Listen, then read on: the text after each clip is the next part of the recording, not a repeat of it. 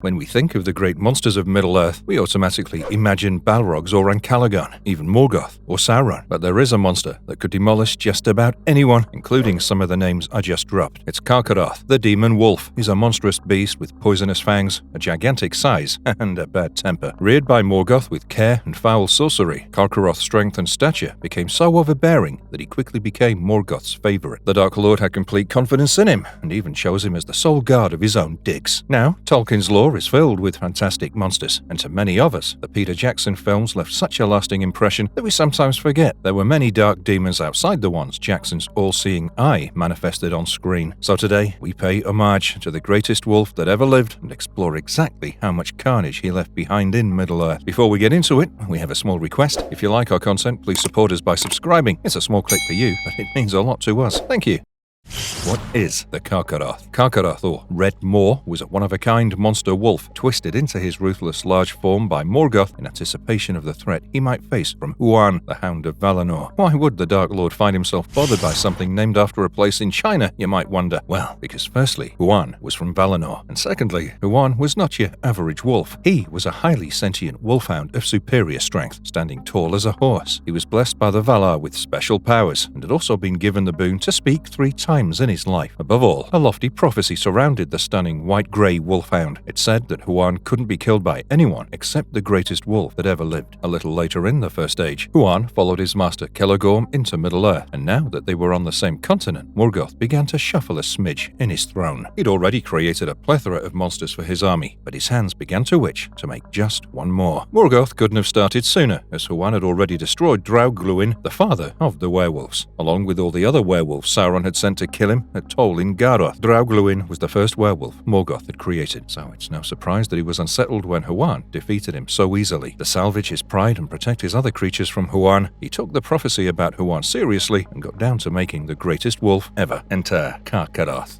Carcharoth's origin. The name Carcharoth came from Carcharas, which means knife fangs, and it was the name that Carcharoth initially went by. He was a spawn of Draugluin's breed, though wrought with much greater evil, which made him taller, bigger, and more ruthless than any wolf before him. The pinnacle of his powers is depicted in the quest for the Silmarillion in J.R.R. Tolkien's works. It is said that Morgoth filled Carcharoth with his dark powers and fed him the flesh of elves and men with his own hands. Receiving such personal attention and nurturing from the Dark Lord, he grew quickly into an oversized beast who would rest by Morgoth's feet. His appearance was frightening. He had red, burning eyes and massive canines that were as poisonous as the spears of Morgoth's orcs, and twice as scary. But worse still, his mind was flooded with Morgoth's terrible spirit, and he felt hungry and tormented all the time, which earned him another name, Anfauglir, which means jaws of thirst. A big wow. I mean, I don't know about you, but I just get giddy over the cool titles Tolkien gives his villains. He never runs out of dope epithets either. Back to our creature story though. Carcharoth got real big and nasty, a perfectly horrible thing, and Morgoth was pretty pleased with himself. In fact, he had so much trust in Carcharoth's abilities that he made him the sole guard of the gates of the Angband, the fortress where he dwelled for the rest of his high time in the First Age. Now, let's examine how powerful a Carcharoth actually was by comparing him to the other dominant studs of Middle-earth, Balrogs and Sauron.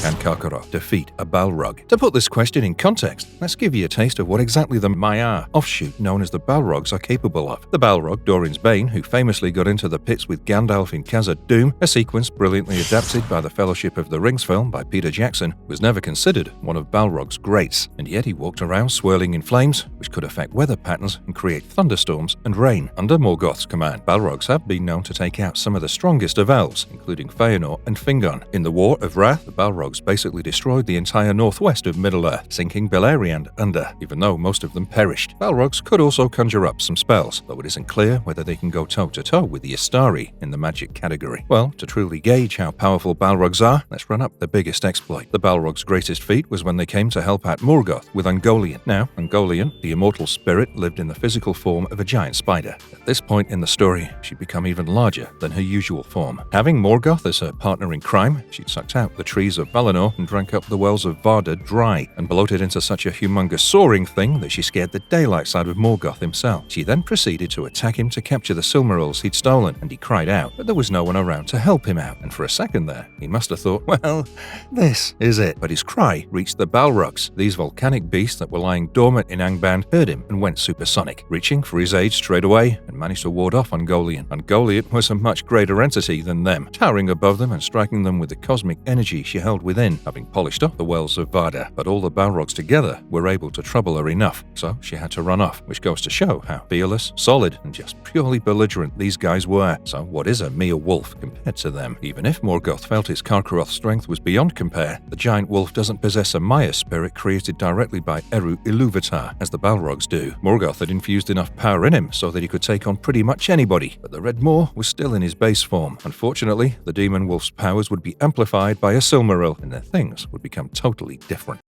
Carcharoth with the Silmaril, the greatest wolf ever. So, Luthien, the most beautiful elf songstress ever, and her boyfriend Beren were out to get the Silmarils, which were affixed on Morgoth's crown by now. Upon reaching Angband, they were shocked to see Carcharoth there, frothing at his mouth at the sight of them, but Luthien put him under a snooze spell, and he nodded off. So, the two of them went into the fortress, and after clearing what was most definitely a difficult level, insane, they got one singular Silmaril out of Morgoth's crown. But Luthien and Beren's troubles had only just begun. They left the fortress to find Carcharoth up and alive, having shirked off his spell. Luthien was too spent to bind him with another, so Beren did the first thing that came to him. He held out the Silmaril. He was hoping that act would have some shock value, I presume, but it literally did nothing to faze the wolf. He bit off Beren's hand, swallowing it whole, along with the Silmaril. And anyone who knows about the Silmarils knows they let loose the power of the two trees, burning anything that touches them. They'd even roasted Morgoth's hands the entire time he was stealing them away. The Silmaril's fire burnt Carcharoth's insides, too, but the resilient werewolf held it in, gaining immeasurable power and size because of it. The Silmaril was lodged inside the werewolf for weeks, and he felt a constant burn within as he erratically unleashed the power it was arming him with. He destroyed anything that came in his path. Elves, men, orcs, didn't matter. The new addition to Carcharoth's bag didn't stop at the brute strength. The Silmaril allowed the demon wolf to cut through magical spells and other dimensional barriers. When Carcharoth reached the kingdom of Doriath, he didn't realize the perimeter was marked with the Girdle of Melian, a magical spell that secured Doriath. Anyone who tried to enter it was thrown into an alternate reality, never-ending dreamlike maze of trees that had foiled even Morgoth and Sauron's previous attempts to enter Doriath. But when it came to Carcharoth, he just marched right through. The spell was totally ineffective. This was when the king of Doriath, Thingol, finally decided to do something about his menace. Thingol, who was also Luthien's father, by the way, formed a hunting party with Beren and two Sindar elves, none of whom stood a chance against Carcharoth. But there is a god, or Ilúvatar, out there, because remember Huan, the Hound Extraordinaire? He went along too. Carcharoth saw them all and snapped, almost killing Thingol, and then properly killing Beren. Huan stepped in, and the wicked battle of the wolves ensued. Huan and Carcharoth snarled, clawed, and used up all the spiritual gas in their tanks. And then, at the end of it, they both killed each other. It took a wolfhound blessed by the Valar going to his own death, fighting to take the greatest wolf ever down. While the Balrogs were formerly the Maiar and brought hell upon Middle-earth, acting as Morgoth's greatest warriors, Carcharoth with the Silmaril was bound by no one and nothing. In hand-to-hand combat with the Balrog, Carcharoth was too resilient to react to weather change and wouldn't burn with the Balrog's flaming whips, considering he bore the fire of the Silmaril within. He was as strong as a Balrog, but to his credit, far more agile, being a wolf, and his powers of voiding strong spells surpassed both Morgoth and Sauron. Tolkien himself describes Carcharoth's rampage after ingesting the Silmaril by saying that the only thing comparable to that deranged form of Carcharoth was Morgoth's army of Balrogs, dragons, and Maiar, including Sauron, all put together. So now, let's go on and weigh up Carcharoth versus Sauron.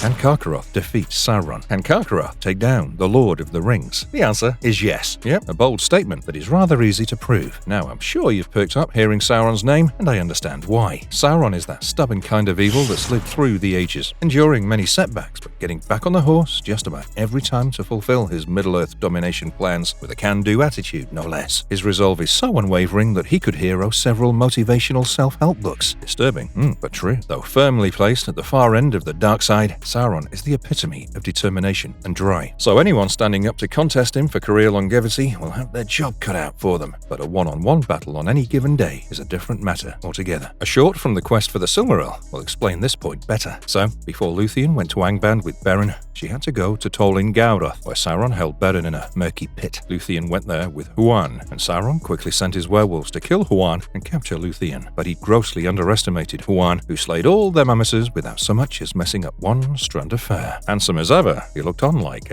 who's next? Okay, I'm playing. He so didn't waste the Valar's speech blessing mid-rescue mission. Someone did come next, though. It was Sauron. He knew about the prophecy that Huan could only be killed by the greatest wolf ever, so he turned himself into his version of the greatest wolf ever. And as it turned out, he was way off the mark. Huan quickly defeated Sauron, battering him and running him into the ground. Soon enough, Sauron knew he was beaten, peeled himself off the ground, shapeshifted into a bat, and flew off. Now, if we do some quick math, we can see that Carcharoth killed Huan, and Huan defeated Sauron, so Carcharoth could easily kill Sauron. And there we have it. But would Carcharoth have a shot at Sauron in his base form, without the Silmaril effect? What do you think? I'd give it a definite maybe. While Carcharoth would trump Sauron on the strength, agility, and poisonous teeth parameters, he may be vulnerable to Sauron's spells. However, had Sauron been taking a stroll down the road to Doria the day Carcharoth was on his frenzy run, he would have messed him up so bad, Sauron's spirit would have needed a symbiote flop its way down a mountainside and gobble up a rusty human to become whole again.